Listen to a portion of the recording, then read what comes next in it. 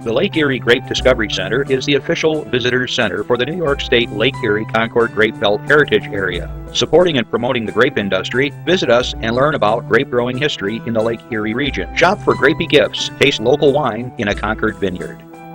Westfield Memorial Hospital provides high-quality health care to residents of Western New York, offering patients the most sophisticated medical advancements while keeping the ease and familiarity of a community hospital. Support for Chautauqua Sunrise has been provided by WRFA 107.9 FM, Jamestown's public radio station, streaming online 24/7 at WRFALP.com. Low power to the people.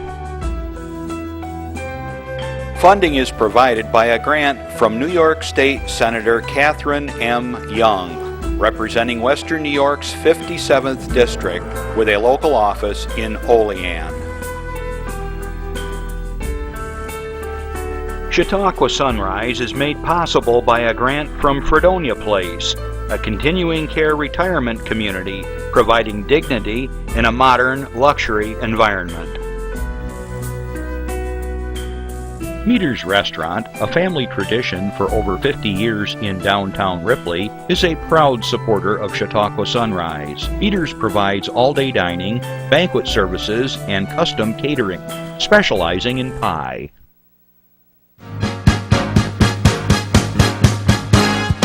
From the Access Channel 5 studios in Mayville, it's Chautauqua Sunrise.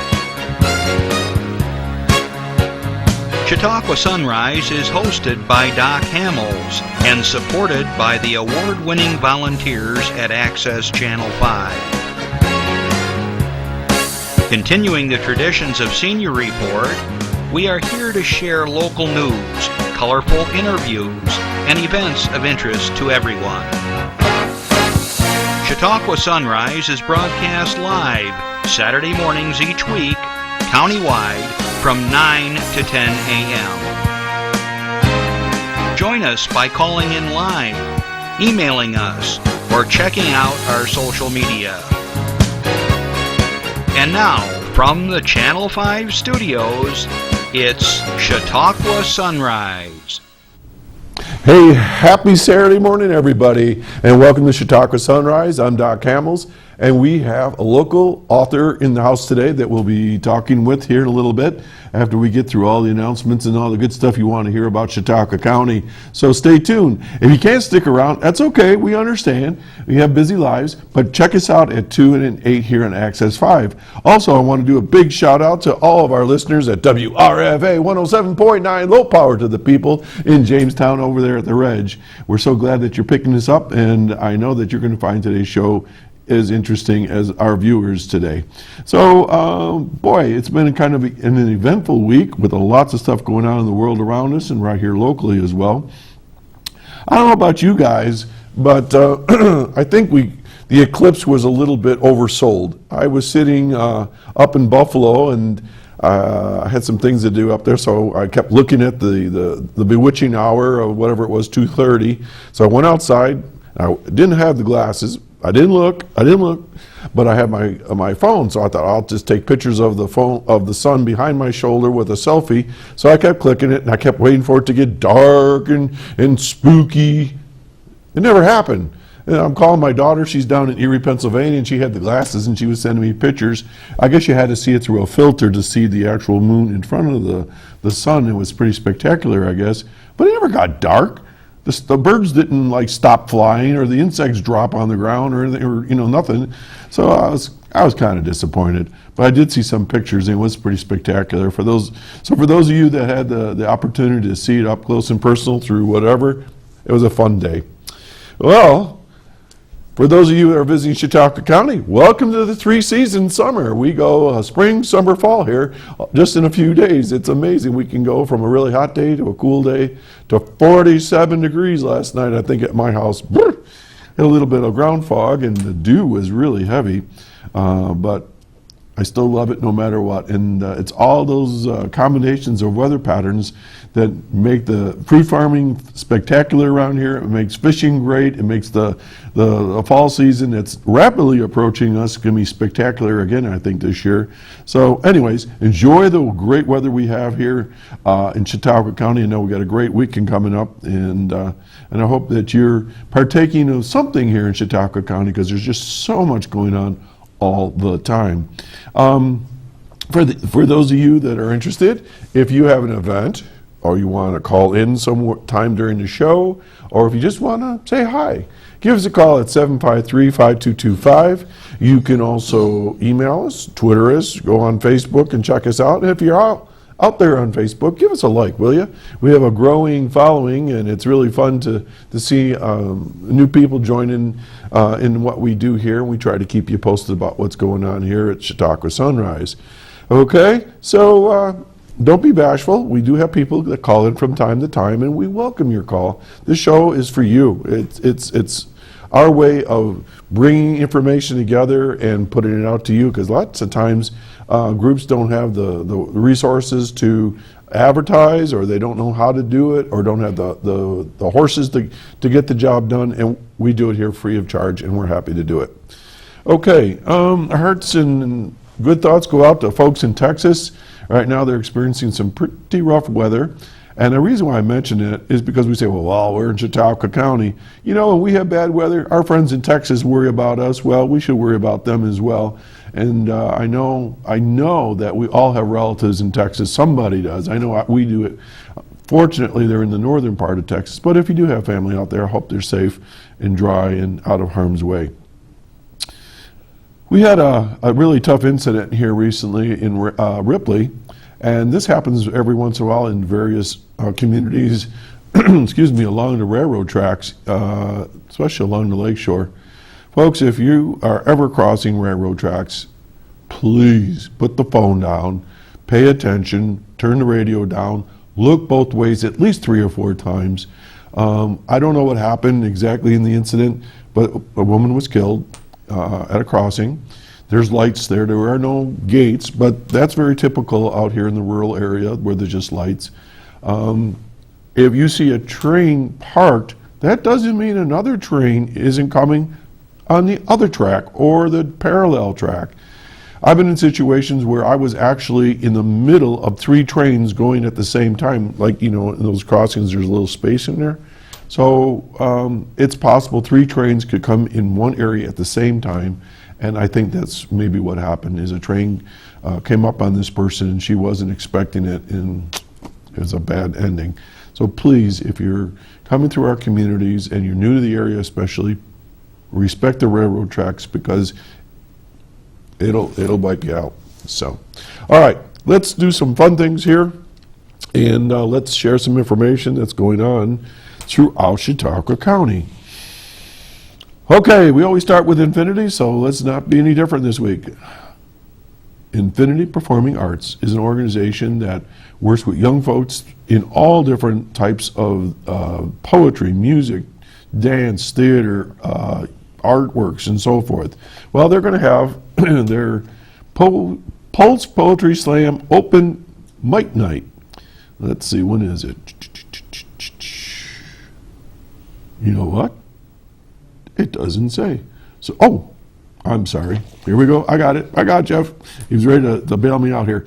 Calling all poets and poetry lovers, the Infinity Visual and Performing Arts Center will be hosting Pulse Poetry Slam Open Mic Night on Thursday, September 7 at 6 p.m.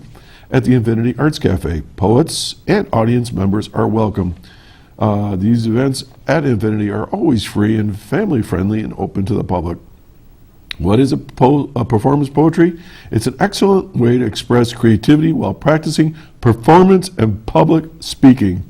There, I did all my P's without any problem. All right. Also, coming up very soon, the 14th Annual Local Music Showcase will be held Saturday, September 9th. There's the poster. Very nice poster indeed. All right, what is this? If you're new to this, this is where all the local musicians, well, many of the local musicians, I think there's 50 different groups, donate part of their evening to perform at about 12 different venues. I'll read them off here real quick. And for, I think it's like $10, you get a wristband, and you get to go to all these different places. And if you like country, there's going to be country music. If you like acoustic rock, come here, me and Will. If you like more contemporary stuff, go to the other groups, okay? So this will be held at the following venues: Brazil's, Fortes, Infinity Arts Cafe, Jamestown Skate Products, The Labyrinth, Mojo, Shawbucks, The Pub, The Q, 33s, the wine cellar. Will and I will be at the wine cellar. Let's see, what time are we playing? 8:15 to 9:15. So, okay, and of course you have to be sure that if you do go, you are 21 years of age, because they will card you. All right. But anyways, great night, lots of fun. So check it out. We'll talk more about this next week. Okay, let's go over to Westfield, the Grape Discovery Center. In case you have some spare time, they're always looking for volunteers to help them out with all their different projects over there, right there on Route 20 between Westfield and Ripley. It's the old Ford dealership. Okay, now, what they want you to know is that tomorrow, no, today? Wait a minute. What is today? What is today? It's today, right now, happening, starting at, it doesn't say. I think it starts at noon, I'm pretty sure. Anyways, oh yeah, right there on the bulletin board there. From noon to 5, the second annual Cruise In Chicken Barbecue and Fundraiser at the Grape Discovery Center in Westfield. Now the reason why they have the fundraisers, this is a not-for-profit organization to support the grape industry here in Chautauqua County down into northern Pennsylvania as well. All right, so what's going on today? There's going to be a cruise-in by the Lakeshore Street Rod Association. Other cars and clubs are welcome. They're going to have dash plaques for the first 100 cars, awards to the top 10 cars, chicken barbecue, pulled pork, and lots of other good stuff. Southern Tier Distilling Company will have spirit sampling, wine from Lake Erie Wine Country, craft beer, cider, wine slushies, grape slushies, and a whole lot more. And the band The Freeze will be playing from noon to 3. And they're going to have raffles and door prizes and 50-50. So that's happening today. It's going to be a beautiful day, so check it out right there on Route 20 at the Grape Discovery Center. All right, let's go up to Dunkirk. Okay, the Fall Community Benefit Grants Program. All right, the Northern Chautauqua County Community Foundation wants you to know they're accepting letters of interest from local nonprofits for the Fall Community Benefit Grants Program until September 1. So that's you're going to run out of time here pretty quick. Now, why are we announcing this? Is because there are organizations that could use some money to help a project. They might need some matching funds. You have an idea that you want to do something in your community to help your community. So go on their website if you're not sure about it and check it out. They're great to work with, and we've had them here on the show. And I know a variety of groups have gotten grants from them. And last spring, they gave out 19 grants for the total of over $70,000. So good stuff here, guys. So check it out if you're interested. And just check them out throughout the year because they have other programs that pop up as far as grant funding. Also, they're going to actually have a program to help you learn how to write a grant. Now, it's a little bit after this particular program, but like I said, they offer grants throughout the year. So have a listen. The Northern Chautauqua Community Foundation is offering a grant writing workshop on October 10. So you can mark your calendars if you're interested. It's going to be held from 9 to 11. The workshop is designed to arm nonprofits with the fundamentals of grant writing, and it's free to all you organizations, charitable groups, municipalities, and so forth. It's going to be held at the Patterson Library, and let's see, over right down the road at Westfield on 40 Portage Street in their Octagon Gallery. It's a professional grant writer, Sherry Lance, who will lead the workshop, providing practical tips and strategies for each component of a grant application. There's different parts of an application, and a lot of times people are weak in one area, but they're strong in another, so this will help you tweak it and do a better job at writing your grants, and maybe you'll get more money. Okay, right now, as we speak, just down the road, right here in Mainville, the Chautauqua Grand Fondo is being held. It's the 3rd annual, And it's a cycling event that'll have 4 different routes. And I believe you can sign up for these still. And it's a fun day. They have an all-new challenge loop for advanced riders. I think they said 75 miles or something along those lines. Huh. I'm not an advanced rider. I'm just like an intermediate guy. Each route will direct riders through a number of notable historic destinations around Chautauqua Lake. In addition to safety services, food and refreshments will be available at various points along the tour. Following the ride, participants and members of the community are welcome to enjoy a picnic lunch, refreshments, and they're going to have live musical entertainment at Webb's Captain's Table in Mayville. And I tell you where to go, but it's happening right now, so just go down to Lakeside Park in that whole area. Some of the riding is there. I believe they're starting out at Webb's Captain's Table, and even though I don't have a lot of information on it, at the park they have the Celtic Fest that's going on all day. And so, fun day, go check it out. I think there's a small admission fee, and they're doing all kinds of fun things down there. While I'm thinking about it, I want to give a shout out to the Bust-Eye Tap House. Will and I played there last night.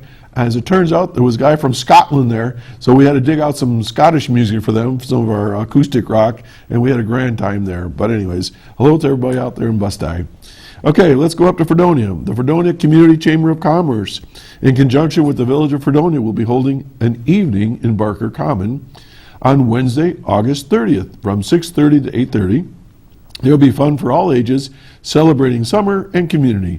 This is part of the Music in the Park series, with music provided by the Dixiecrats. It's Fredonia Chamber members are invited and encouraged to participate by setting up a table or vendor booth. And for more information, give my buddy Dave Dengler a call at 445-7901.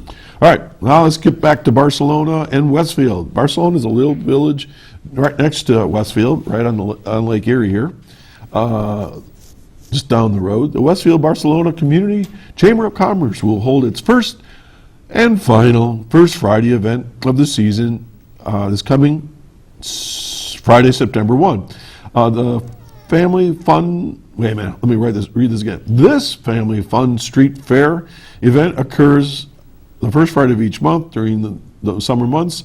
And what's happening is they have live music out there. They've got art and fun and food and just all kinds of things. It's almost kind of like a carnival feel there. Lots of fun, and of course people are showing their wares, and it's a good time to get something to eat and check things out. So if you're interested, give Sue Poster a call. She's the head of the chamber there at 248. That's her extension. 830-6058. So again, 248-830-6058.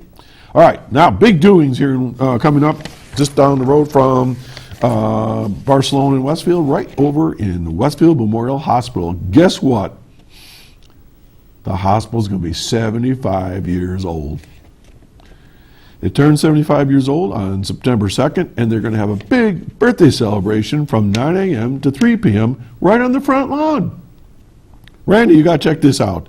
Okay, it's a fun-filled, family-oriented celebration which will include a number of exciting activities. There's going to be family games, mementos, and ice cream for all. There's going to be a raffle including a 40-inch HD LCD TV, a boys' bike, a girls' bike, and a large family tent.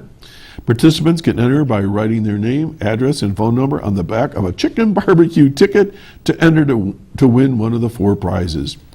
The popular Walk for Wellness will return with registration at 9 a.m. in front of the hospital to receive a free T-shirt.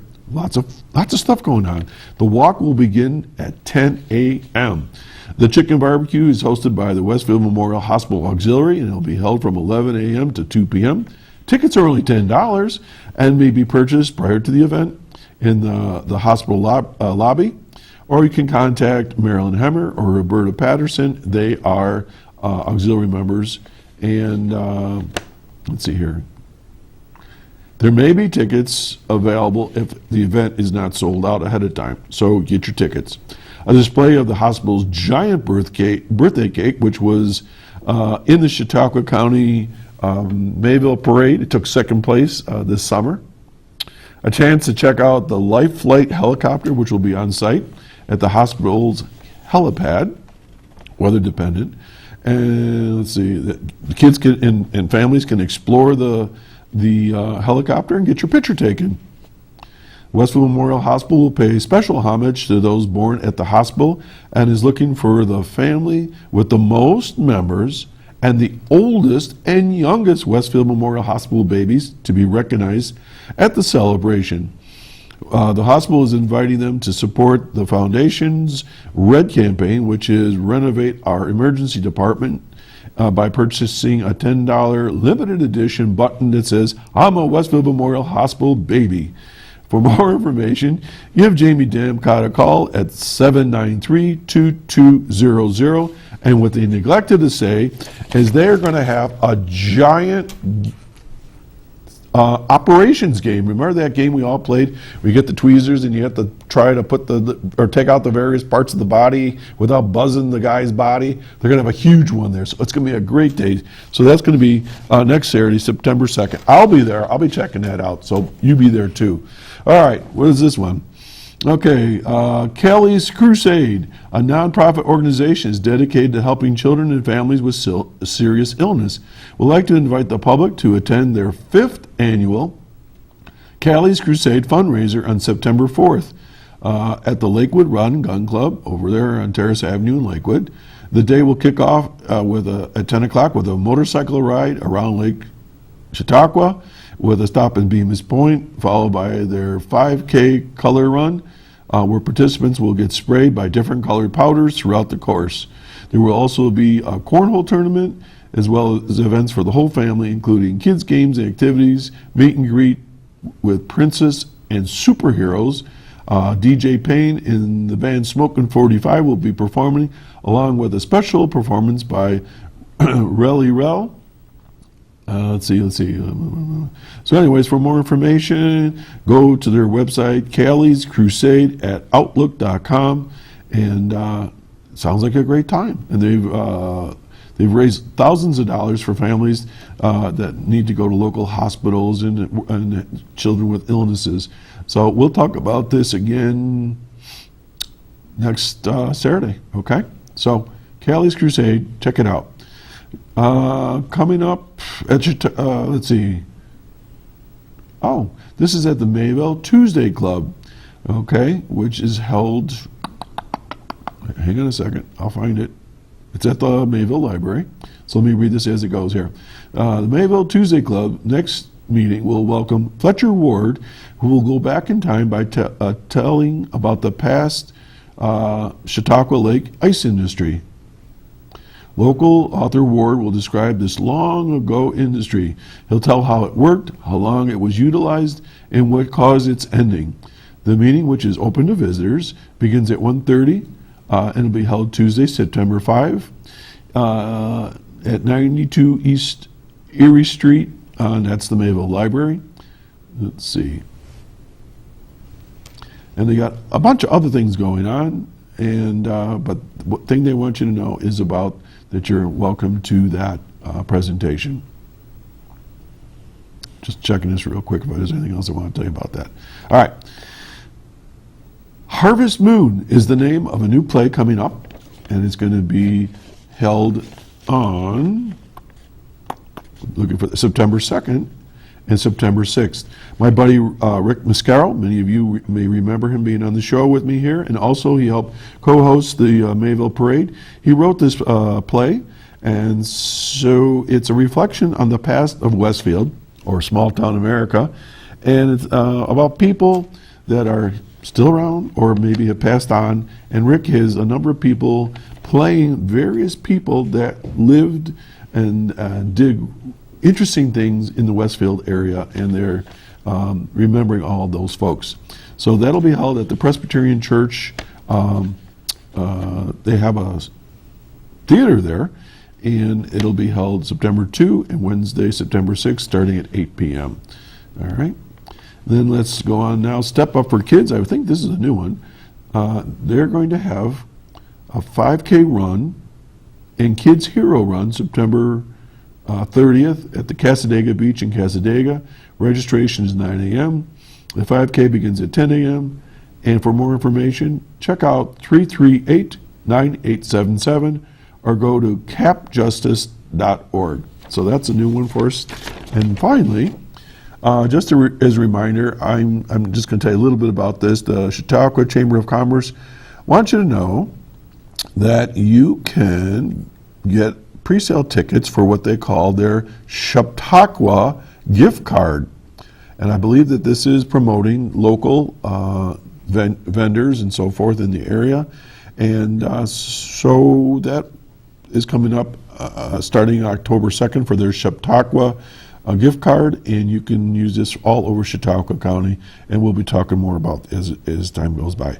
We're going to take a break. That's all I have right now. So please stay tuned because my guest is getting his makeup on. He'll be on the show in just a second. So stay tuned. We're going to take a little break. So, I'm kind of new here, but I've noticed a trend. My human does this funny thing where she goes around and gets all my toys, and then she hides them in that basket by the door. You know, but it's always the same basket, and it's always in the same place.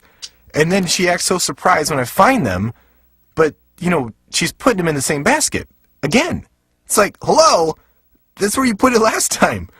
You were the worst at hide and go seek. Hey, welcome back. Still Doc Hamels, and the show today is Chautauqua Sunrise. My guest is finalizing himself in the green room, and he'll be joining us very shortly. Just want to tell you a few things that as time goes by, if you have a suggestion for someone to come on the show, or if you would like to be on the show, contact me at the studio here at 753-5225. You can go to our Facebook site or whatever, call me at home, whatever you like, email us. We're booked. We're starting to book into 2018, and I just have a few slots left for this year. And I'll be happy to talk with you. And 99.9% of the time, people that do contact me come on the show because you're so interesting to talk to, and I love having you on the show. Throughout the last 3 years, I've had the opportunity to bring people on from ages 6 to 93, I believe, is the top of our the age group so far. And I think we've gone as low as 6 years old. It was a little Girl Scout. And so age doesn't make any difference. Background makes no difference. If you have something to share about your lives or something going on in Chautauqua County, give me a call. I want to begin to frame today's discussion in that we talk about local politics a little bit here. We've talked about the things that go on in Chautauqua County that are relevant to various organizations. And every once in a while, I'll have a local author on, and we do have a local author who will be joining us shortly. And I find it fascinating to talk with writers because it's a work that comes from the heart, it's passion, it's one of those things that many people say it's a gift. Well, perhaps it's a gift, but it's also passion, and it's something that not all of us necessarily like to do, but for those that do like to write books, it's such an interesting thing to talk about. And one of the things that I did a couple of years ago when I retired talking about books, I decided to try to go back and get all the books that I didn't want to read in high school, because obviously my teachers thought they were important. And so I went back and I read Dr. Jekyll and Mr. Hyde. Very different in the movies. I went back and read The Last of the Mohegans. And then I decided what I was going to do, and this is sort of like entering what we're going to talk about today. Everybody that was older than me always talked about Zane Grey. And I thought, well, I never read a Zane Grey book. Well, I read it, and I have to admit, it was a bit hokey, but it was also kind of fun going out west. And we're not going to talk about Zane Grey today. We're going to talk about something even better, I think. And so the whole idea is that books are fun, they're great. And whether you read them in hard copy or you read them on your Kindle or whatever, reading is still a good thing to do. And right now I want to welcome my guest. He just got back from the green room. And good morning to you, Don Dowling, and welcome to the show. Good morning, Doc. Did you ever read Zane Grey? I did. He's one of my heroes of Western literature. Okay, so we'll get to that in a little bit. So Don, you and I talked, and we've known each other a long time, and folks that are watching and listening to the show may not know you. So how about give a little background of who Don Dowling is? Well, I'm a resident of Chautauqua County for the last 38 years or so. Moved out this way in 1979 with my wife Audrey K. Dowling, who's a recognized artist in the area, and made our life and raised our kids here. So I count myself as a Chautauqua County man, but I also count myself as a Western man. I was born in New Hampshire, or perhaps I should say New Hampshire. New Hampshire. I know how to speak New Hampshire, by the way. I see that. Maggie is cooking chicken in the kitchen. Would be a good example of that. But raised in eastern Massachusetts, and then I had the good fortune as I was entering 7th grade. My dad got a job in San Francisco. We moved west at that time, and from there on it was Western life for me. Wow. See, I didn't know that. I knew you were from out in the eastern seaboard, but I guess I never picked up on the San Francisco part. So a little bit of a major change of lifestyle, I would think. Yeah, it was a big change. I went from a small New England town called Topsfield, which at the time was very bucolic, and to the center of San Francisco, where I entered a junior high school that had more students than the entire population of the town I came from. So it was a big shock that way, but many things about the West I loved. And will come through in my writing as well. Okay, so you have firsthand experience of out west. I do. Guys like me travel there and we read about it, but I didn't live there. All my formative years when I was learning about what life was occurred out in the West, in California, the mountain states, the Pacific coast. So I still feel that as sort of like home too. Okay. All right, so you were out west, but then you've lived here for, you said, 38 years. So what'd you do while you were here for 38 years? Well, I moved to the east. My parents had moved east when I was still in high school, and I stayed out for several years afterward. But I realized that if I went to east, where my parents were living in New York State, I could go to college at state resident tuition, so I wouldn't have to work as many jobs as I did out. A little cheaper going through the state system, right? It is. It was wonderful. So I happened to meet a wonderful woman from Chautauqua County, got married, fell in love with Chautauqua County itself, and so then I became a Chautauqua County man. Well, much like you, I've been here since '74, and I'm a Chautauqua man. I came from the city of Buffalo and fell in love with Chautauqua County. I never left. So we're both transplants, right? That's right. Okay. So you got married, and then what'd you do? Well, I was a teacher, a career secondary school teacher, an English teacher, and that put a mandate on me to also be a writer. I've always felt that a teacher should do what they profess to their students. Since I was an English teacher, that meant I not only had to be a reader, but a writer as well, and share that with my students. So I wrote a lot of things for my students that way. My wife is an artist, and we got very involved in the art scene here. She always has worked to help other artists be successful in their careers. And we have the Portage-Hill Art Gallery that we've operated just on the road from here, right? 34 years now, midway between Westfield and Mayville. Little plug here. That's okay.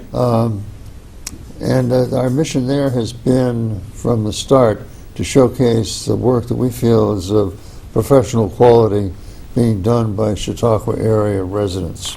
And Don, you do framing as well, right? I do custom matting and framing. When I retired from my teaching career and I looked at what my next career was going to be, I decided to do framing, so I sent myself back to school and learned the ins and outs. Where do you go to learn to frame?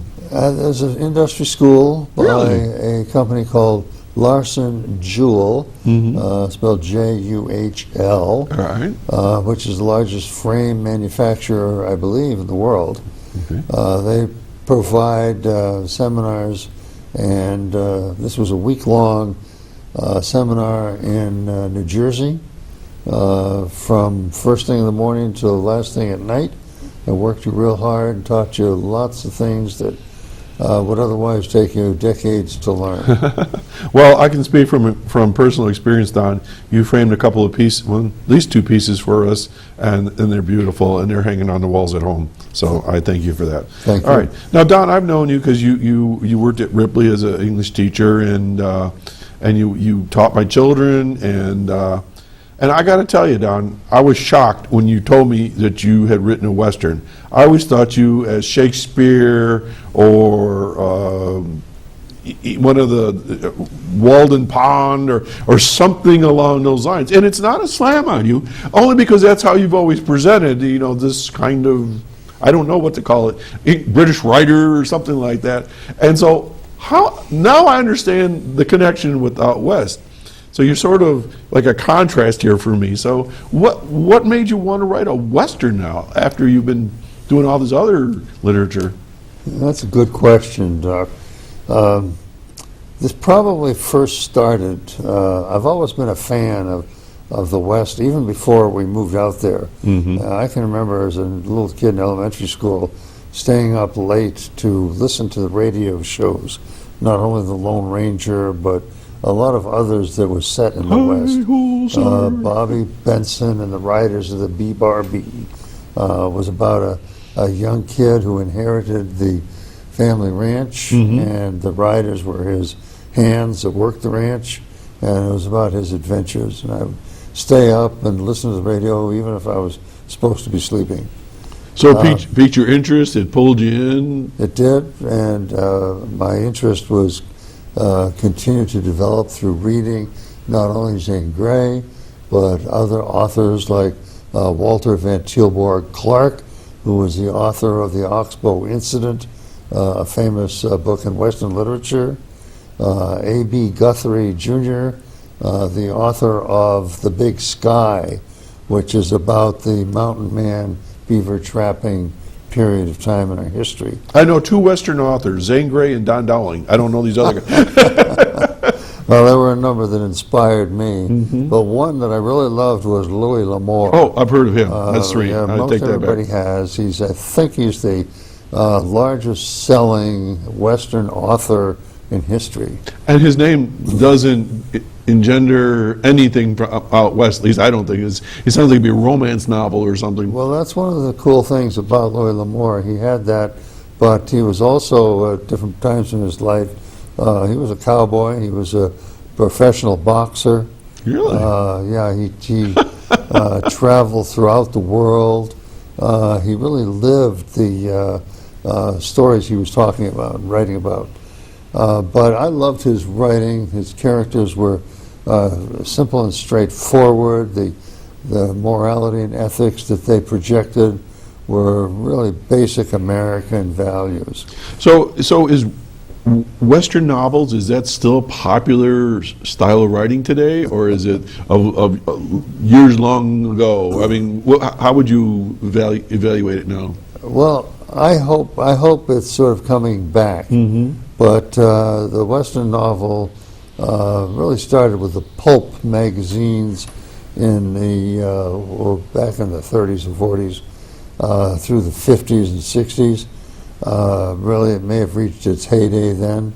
But just to give you an idea, when I decided to publish this novel, I researched the literary agents in this country who represent authors.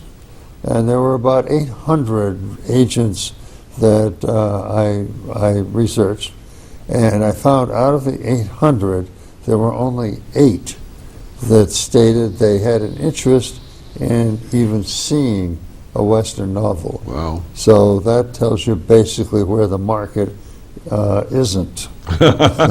And yet you proceeded. Well, I did. I was inspired by the death of Louis L'Amour in 1988. I thought to myself at that time, someday I want to write a novel that would be my personal thank you to Louis L'Amour for all the wonderful hours of reading that he gave me in his writings. So that moment started this book? That would be the start of, and not the start of working on it. Okay. That came later, but the start of this is something I should do at some point in my life. Well, before you write a book, do you like wake up one day or walking down the road and say, I see a vision, I see this storyline? I mean, how did you come up with the storyline? I haven't read the book, so I don't know, the whole thing about it. For me, in this book, the thing that came first was the setting. Okay. And that came from a little adventure I had with one of my high school buddies. We explored a wild cave. And a wild cave is one that, as far as we knew, had never been explored before. And this cave was located on the high banks of a river in the Sierra Nevadas. And in the very deep recesses of the cave, very difficult to get to, sort of dangerous, in the Tom Sawyer Huck Finn tradition of stringing Gives out a mothers ball heart of attacks. string Yeah. to find out where you are to get back Oh, again. wow. I found a little room that was maybe 18 inches, 24 inches tall, and 5 or 6 feet wide, and it was festooned with the stalagmites and the stalactites coming down. Yes. It was beautiful. In the light of the flashlights, these things just glowed. They had never been touched, never been broken. A totally Pristine, yeah. pristine scene. Nice. And to me, I've always loved nature, and this was one of nature's true treasures. And that gave me the idea of a treasure hidden deep in the ground. Were you the kid, or still today for that matter, that all your family will see something and they say, that's what Donald would do, or he'd be in there? My family seems to think I would go into all these weird places. Are you the same? Well, I really don't recall them doing that. My family constantly. I can remember them saying things like, Donald, you did something like that, and never do it again. So did you go back and back and back to this cave, or just the one Well, one that time? became part of a scene. And another part of a scene occurred when I was camping in New Mexico near White Sands, in the mouth of a canyon called Dog Canyon, where a little seasonal stream ran down the gulch that led out toward the high desert country. Water would run down this stream in varying degrees and flow out into the desert, where it just sank into the ground and vanished. The water just It vanishes. vanished. It just sank into the ground. Huh. And that was part of the title, The Gold of Vanishing Creek. In my book, there is a creek that behaves in a similar way. It's also much like a river in Wyoming that's tumbling along its merry way, and all of a sudden it just drops right out of sight into a cavern. It surfaces further downstream. Amazing But what it's goes on called a underground. place called River Sinks. Uh-huh. And it's a state park there. All these came together to form a setting of a creek that had some particular attributes to it that made it not only wonderful to have your ranch house right near it for the ready access to this water before it sank into the high country plains, but also contained a secret that was very vital to the plot, which I don't want to get into. No. here. I had, Bob Terryberry, I'm sure. I do. Bob was on the show, and he has kind of a whodunit mystery book, and we had to very carefully get right to the edge without giving away the plot. Exactly. Don, you used the word gulch. What is a gulch? It's a shallow canyon. It's usually kind of rough around the edges. It's not an old, worn stream, but it's just where the land drops down. It's not so grand as to be called a canyon. All right. Would it be similar to what we call the Gulf around here? A gulf? Yeah, like in Ripley we have I don't think so. Gage's Gulf. I don't think A little so. different. That's, yeah, it could be Gage's Gulf, sure. Okay. I'll go with that. All right. I'm just trying for our viewers and listeners to kind Sure. of envision what this is.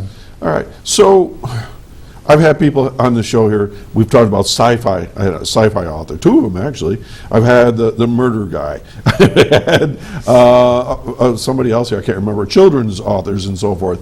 So what makes a Western novel unique to those, or is it just the same? Well, the traditional Western novel is usually set in the time period of the 1800s, mainly post-Civil War, although sometimes during the Civil War, in the 1860s, through the turn of the century. Oh, see, I did not know that. So it's sort of like a time period. All right. So you wouldn't be writing about something that happened a couple years ago. That would be more Well, modern. that would be a non-traditional Western. There are other Non-traditional characteristics to it besides the time period. There are often, the Westerns are often about the really major developments in the West, the cattle era, with the trail drives coming from Texas north. That was the name of this book, Trail Driver. So yeah. Sure. So this would be your Right. traditional Western. Okay. It's about the gold rush, the 1840s, Okay. 1850s. All right. It's about the earliest examples might be the beaver trade with the mountain men who traveled out to the Shining Mountains.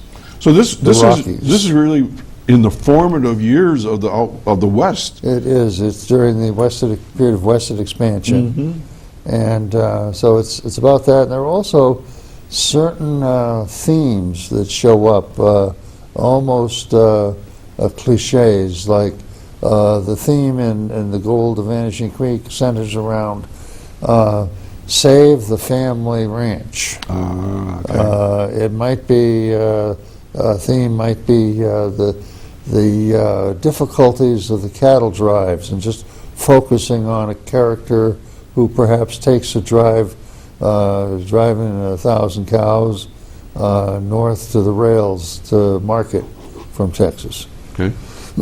So it's a combination of different types of attributes. While you were talking, I got a voice in my head that asked,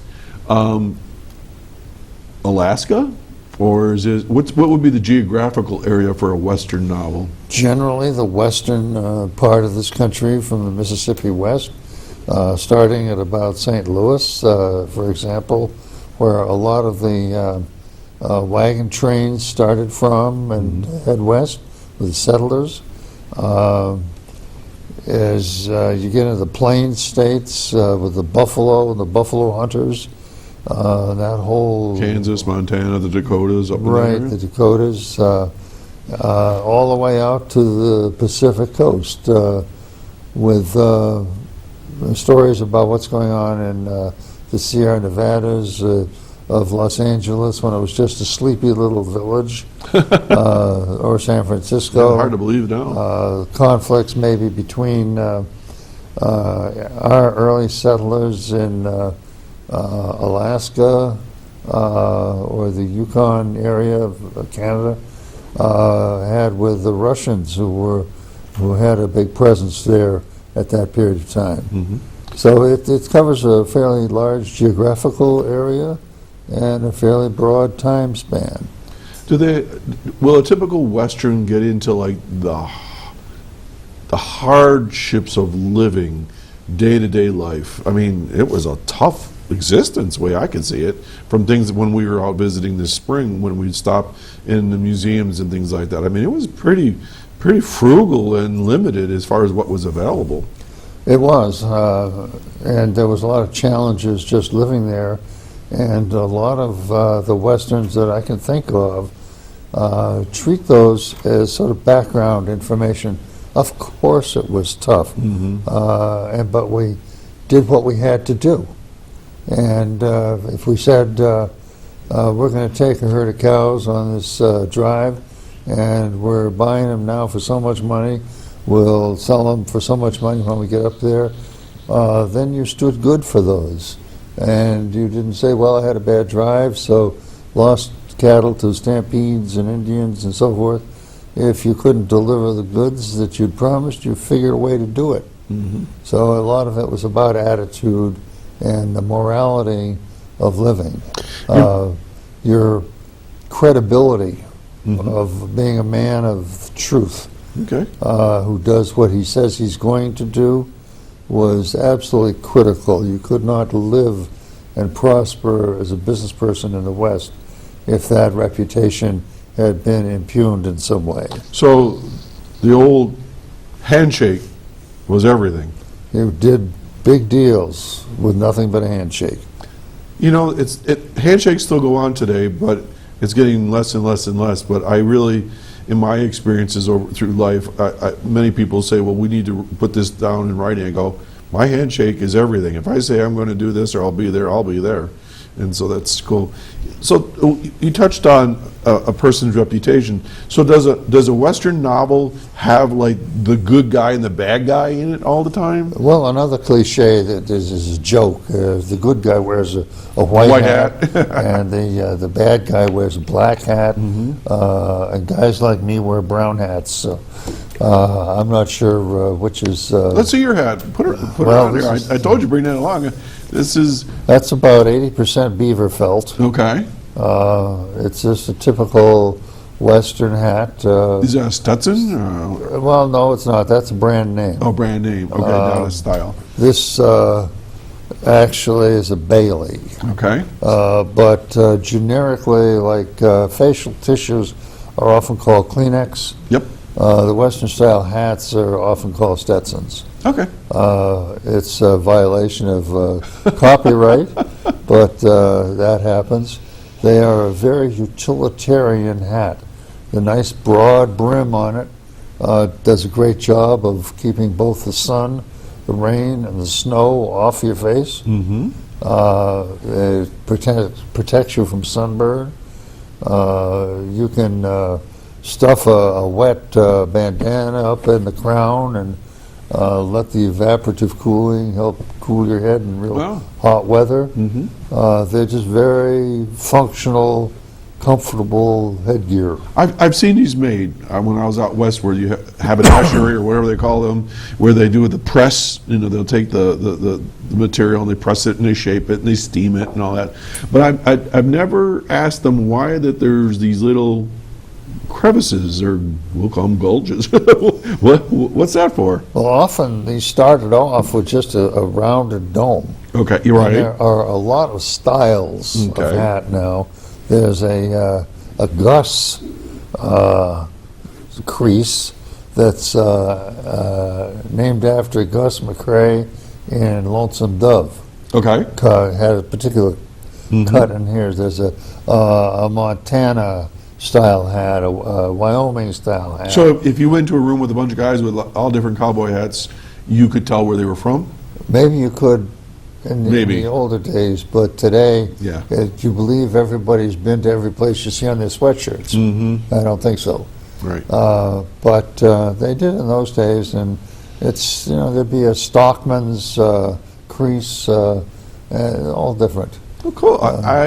I have never really paid attention to that before. I'm going to have to look for that more often when I'm looking at cowboy hats. Let's get back to your book a bit more. Obviously, just talking about the hat, you have read a lot, you've researched a lot. What did you have to do to research for your book? Well, research started with reading, and I had an interest in the Western frontier, which my people have been on the edge of since the days when the Western frontier was the border between New Hampshire and Vermont. Well, that's right. The earliest times, that was the frontier. That was the line at one time. They didn't realize it was. I have stories I uncovered about relatives that time period who did really amazing things. What years would that have been? this goes all the way back to, on my mother's side of the family, the western frontier was the shores of Massachusetts.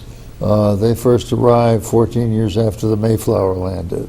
Okay. On my father's side, our first ancestors came to this continent in the shape of Nova Scotia in 1790.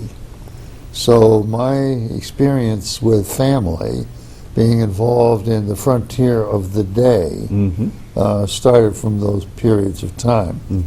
So I've always been interested in that, and I've always been interested in stories of people going into the new environments and the difficulties they faced and what they had to overcome to be successful there. Well, Not always successful, like the Donner Party, who's notorious for being a wagon train that was a little late getting to the Sierra Nevadas, got stranded by the deep snow, and eventually turned to cannibalism. Right, I've seen that story. Right.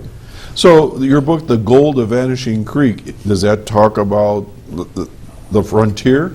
There's a creek in the book that vanishes. It causes other things to vanish too, or at least enables it. Okay. And there is gold. Oh, there is gold. There is gold in this story. And what's the time setting for your novel? It's in the late 1860s, early 1870s. And what's the geographical area? Basically in Wyoming. Oh. Although I have a lot of influence from Colorado and New Mexico and Montana. All snippets of life in these different places came together into this book. So this is not 100% accurate for location, but the cover that we have on the book Hold here it up for the camera. is, hopefully this comes through for your viewers, is a photograph by Jamie Hoggard, who's a very well-known Fredonia photographer, a professional photographer, that he took out in Wyoming near where the river, it looks like it should be pronounced Popo-Agi, but I think it's more like Popo-Agi. It comes down from the Wind River Mountains, and this is the backside of what is called the Cirque of the Mountains. Okay. Cirque being like a high valley that's bounded on all sides by higher elevations. And I picked this and got Jamie's permission to use this because there is a setting in my book that takes place in the high mountains too, a very crucial setting. All right, Don Dowling, this is your novel, and where can folks get this if they would like to pick it up, especially for some good summer reading? Well, if they want the book to be signed by the author, You. me, they are available at the Portage Hill Art Gallery, midway between Westfield and Mayville on Route 394. Okay. In Westfield at the Grape Discovery Center. We just talked about that. One of your sponsors here. Great organization there. In Lakewood, there's a fantastic little bookstore down at the end of the road near where the road gets to Chautauqua Creek. I think it's the path least traveled. And then at Stagecoach West, up on Route 5 and 20 in the town of Irving. Irving, Just before the reservation starts. And also on Amazon.com. Okay. If somebody just Googled Amazon.com, The Gold of Vanishing Creek, it would take you directly to the page. All right. And you could do that anywhere in the world. All right. So if we have viewers in Japan or the Netherlands. We're seen all over the world. Hey, get on Amazon and order your copy. Don, I want to thank you for being my guest today. We've just run out of time. Thank you, Doc. Appreciate All right, being here. folks, if you're interested, check out The Gold of Vanishing Creek, a Western novel by Donald Douglas Dowling, and I'm sure it's going to be fantastic, as I know Don. So thanks for listening. Thanks for being on the show. And we're going to do this all again next Saturday morning right here at 9 o'clock on XS5. I'm Doc Hamels. Have a wonderful day, and I'm signing off for another show here at Chautauqua Sunrise. Take care. Bye now.